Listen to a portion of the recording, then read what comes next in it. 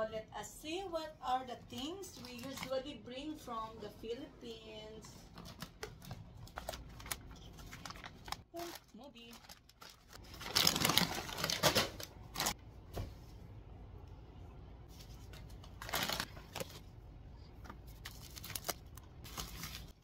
This is Kirai's coffee. Ayan. Dietary coffee. Pampapayat. And this is Brilliant Care. Ito yung mga coffee. Tea, green tea from Japan. Yakult. Ayan.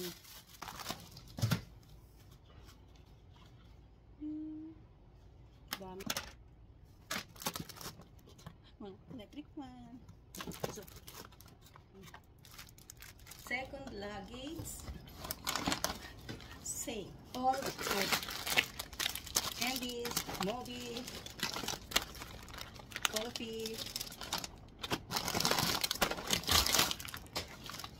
tuyo, Chucky, so shampoo,